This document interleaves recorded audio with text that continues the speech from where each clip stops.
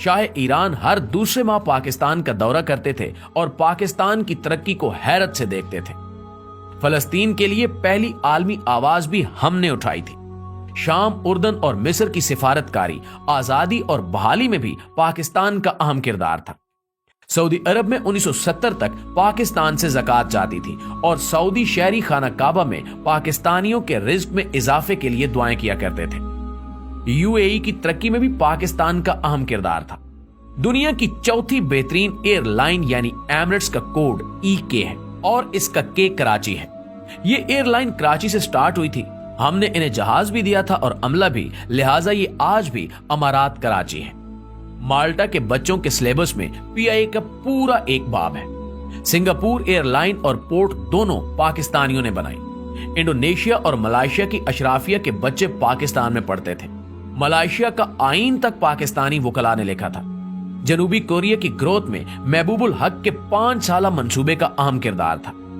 भारत 1990 की दहाई में पाकिस्तान से बिजली खरीदता रहा और मनमोहन सिंह ने शाइनिंग इंडिया का पूरा मंसूबा पाकिस्तान से लिया था।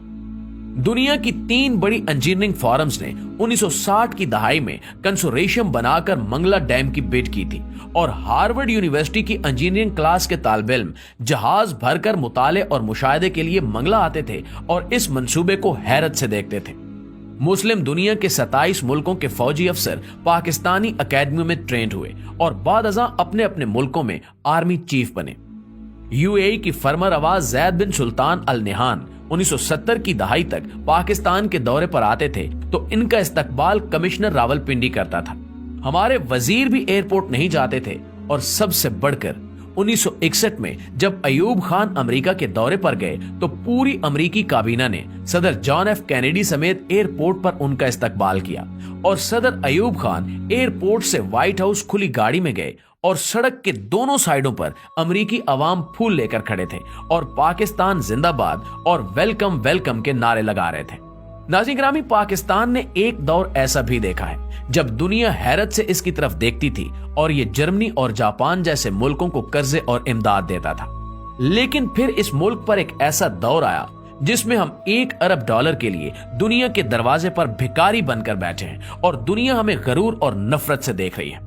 एक वक्त था जब हम वीजे के बगैर पूरी दुनिया में सफर करते थे और एक वक्त अब है जब हमें अफगानिस्तान के वीजे के लिए भी कतारों में खड़ा होना पड़ता है।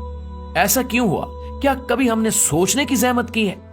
हमें मानना पड़ेगा कि हमने बड़ी मेहनत और जदोजहद से इस मुल्क को तबाह बर्बाद करके रख दिया है। मगर सवाल फिर भी वही है कि क्या हमारे पास वापसी की कोई गुंजाइश है? तो जी हां, अभी भी वक्त हाथ से नहीं निकला। हम ताहाल एक कौम है और हमारा जोग्राफिया भी बहाल है। लिहाजा हम आज अगर नींद से जाग उठे, हम आज अपने हाल पर रहम करें तो हम 10 से 20 वर्षों में दोबारा उस लेवल पर आ सकते हैं जिस पर हम दूसरे मुल्कों को इमदाद और कर्जे दें।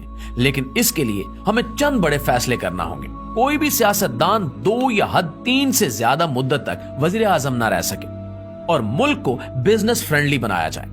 कोई भी शहरी या गैर मुल्की मुल्क में कंपनी खोल सके और कारोबार कर सके और हुकूमत उसे 5 साल तक टैक्स की रियायत दे। हम फौरी तौर पर आबादी कंट्रोल करें और 30 साल की उम्र तक तमाम लोगों को हुनरमंद भी बनाएं। मुल्क में कोई शख्स बेहुनर और बेरोजगार ना हो। और आखिरी मशवरा, मुल्क के तमाम स्टेक होल्डर्स एक ही बार बैठकर अगले 20 साल का कौमी मंसूबा तैयार कर लें और फिर कोई शख्स उसे छेड़ने की जसारत ना करे और जो करे उसे करार वाकई सजा दी जाए। नाज़रीन, आप यकीन कीजिए कि हम इन चंद इकदामात से एक बार फिर इज्जत और आबरू की शाहराह पर आ सकते हैं, वरना हम इसी तरह भीख मांग मांग कर खत्म हो जाएंगे और तारीख के औराक में हमारा जिक्र तक नहीं मिलेगा। आखिर में दुआ है कि अल्लाह ताला इस कौम पर, अल्लाह ताला इस वतन पर अपना रहम व करम नाजिल फरमाए। आमीन सुमा आमीन।